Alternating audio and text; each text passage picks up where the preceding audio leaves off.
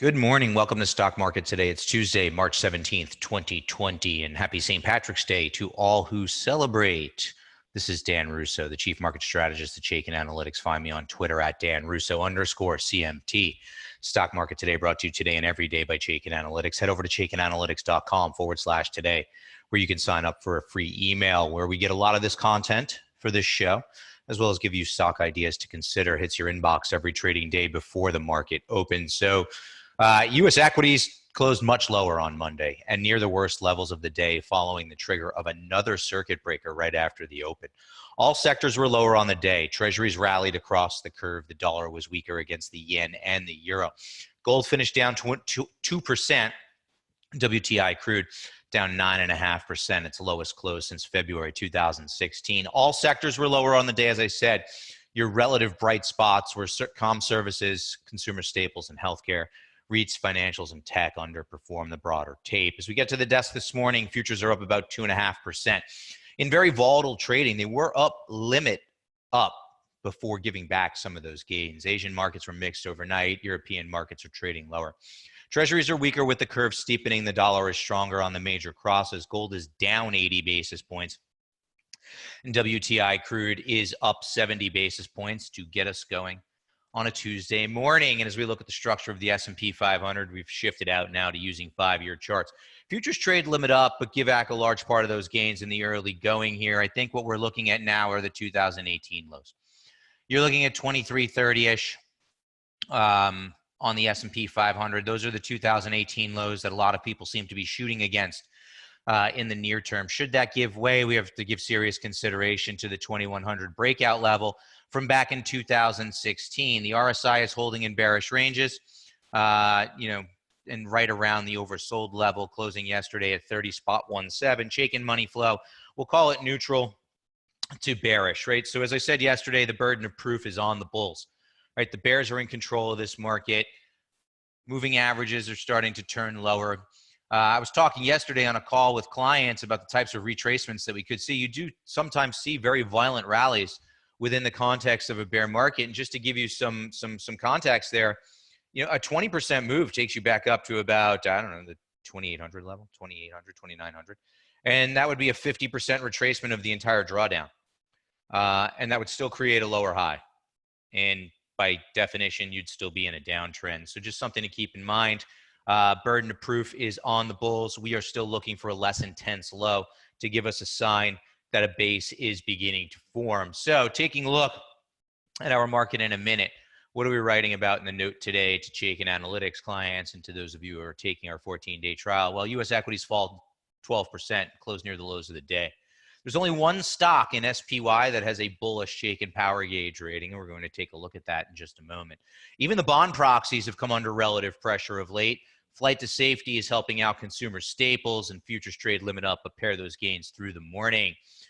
Turning now to our major indices from a power bar perspective. And folks, I've never seen it this low in my over 2 years here at Chaikin Analytics.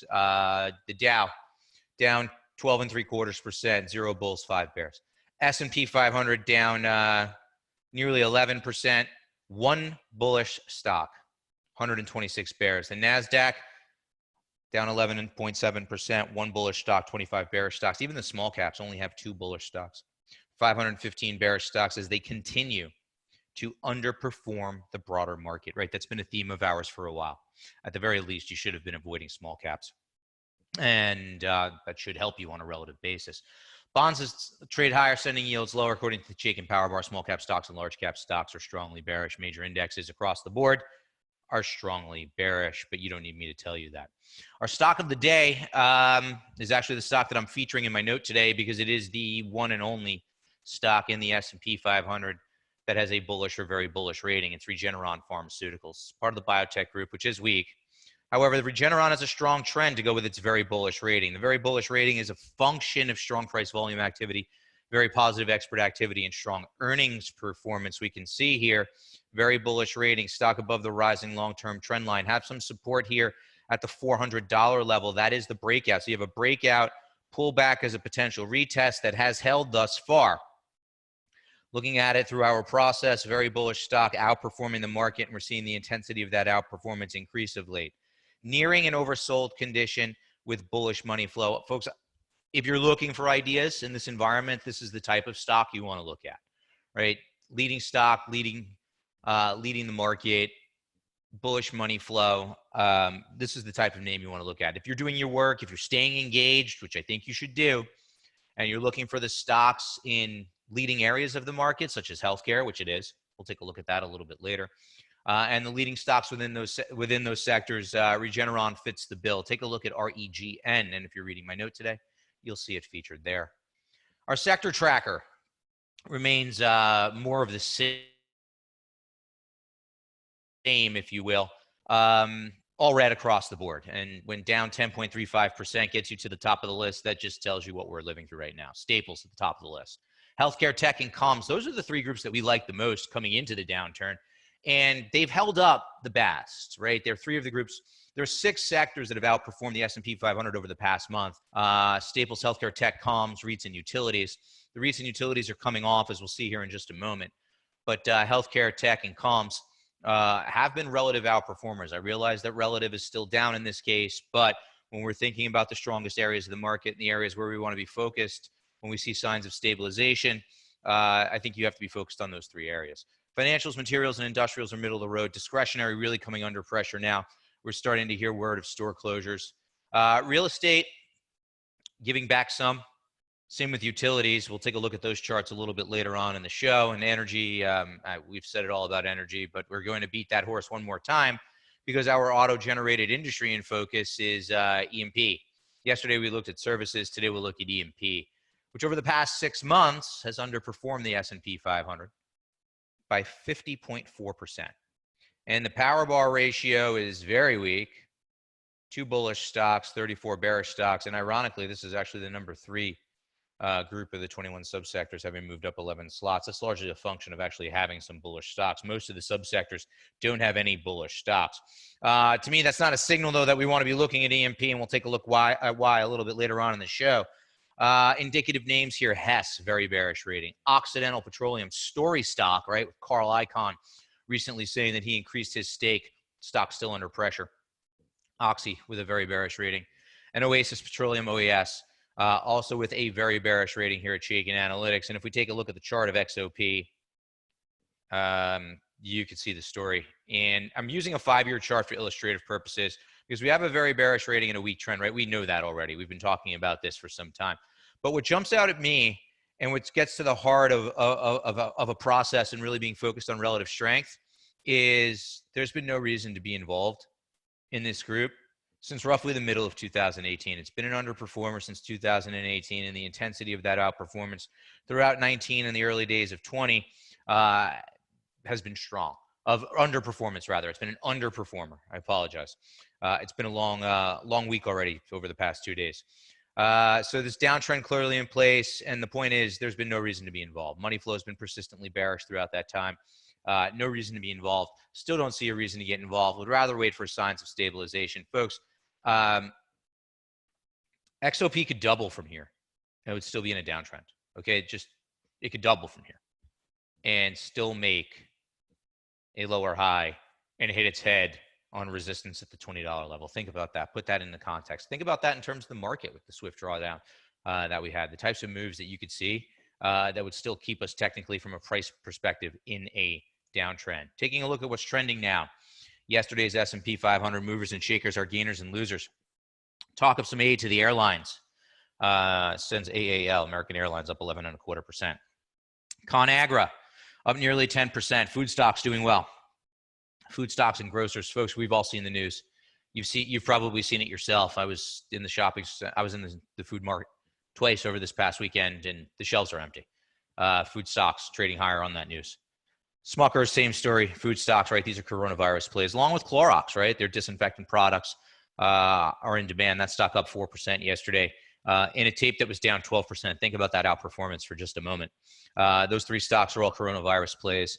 Newmont Mining up 3%. The gold miners had a good day yesterday, bucking the trend that we've seen recently in the price of gold.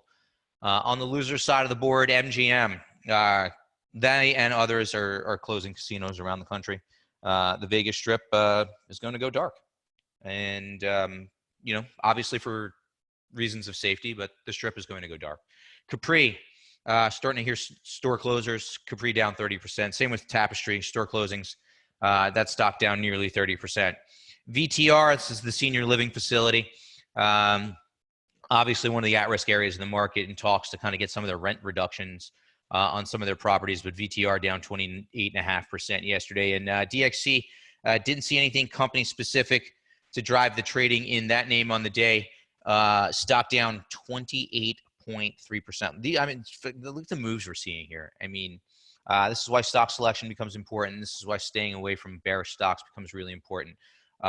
Because the averages are down 12%, but you have stocks dropping, 30, 35% on the day, and that just gives you a little bit of a sense, not that you don't have it already, but a little bit of a sense of the environment that we're in. So let's talk about our sector rotation. Let's talk about the sector relatives. That's what we do every Tuesday here.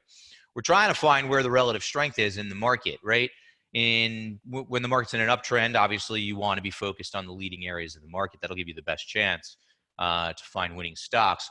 When the market's under pressure as it is now, you want to be focused on the areas of the market that are holding up the best, because those areas of the market are likely to be leadership once we do begin to form a stable base. But what's interesting to me is that after strong moves higher, even the bond proxies are now coming under pressure. We have a potential false breakout here in the utilities on a relative basis. We're looking at XLU relative to SPY. We had a breakout top side that quickly reversed, pulled back below the breakout level, folks. That's a false breakout. And it's just interesting to me that with the fear as elevated as it is, these stocks are actually starting to underperform. Same with the REITs, right? Now, the REITs are a diverse group, right? Not as pure play safety as the utilities, right? You really have to parse through the REITs. Obviously, if you were in mall REITs and senior living facilities, the REITs haven't helped you at all. But as a group, they did start to tick higher throughout 2020. But have subsequently started to pull back here, right? So even the safety trade is coming off on a relative basis, right? On an absolute basis, you can read my note today. We look at the utilities, and the XLU on an absolute basis is completely fallen out of bed with the market, but it had been holding up better than the overall market, and now it's starting to underperform. So that's fairly interesting to me. We'll take a look and continue to monitor that situation. So 3 better trends that I see out there from a relative perspective, starting with technology in the top of the chart, XLK relative to the S&P 500 or to the SPY. Nice steady uptrend off those 2018, early 2019 lows. Made a high here. As I highlight in my note today, though, if we had an RSI on this chart, I took it out so as not to crowd the chart. We actually have a bearish divergence. This high here for the ratio was not met with a higher high for the RSI. So something to keep an eye on, something to be aware of here in the near term. But from a trend perspective, if we're looking for the areas of the market that have held up the best, technology certainly fits that bill. The other area of the market that we like is comm services, right? If we look at comm services, we've been in a consolidation, trying to break topside. Had a false breakout a couple of weeks ago, pulled back, didn't even test the bottom support level before breaking out once again. We'll see if that trend can continue to gain traction, but comm services is a better trend that we're seeing out here in the market. And healthcare, strong move higher on a relative basis over the past couple of weeks. What's interesting to me is that these are the 3 areas of the market that we actually like the most from our process as we head into the downturn. Right, and they're continuing to outperform. Now, I get it. This case, it's relative outperformance, but we want to remain focused on these 3 areas of the market. And you might want to throw consumer staples in there, right? It's easy to argue that the bond proxies were purely a safety trade and a rates trade, but consumer staples are starting to see some relative traction as well. I touch on that in my note. Finally, let's look at all 21 sectors. Let's look at all sectors over the past 21 days to give you a sense of where the outperformance has been as the market has sold off, right? Staples, healthcare, utilities, a little bit of real estate, comm services, and tech. So big picture, if you're using the stock charts platform, you can see it there. That'll wrap us up for today. Take the trial. I'll be back here tomorrow.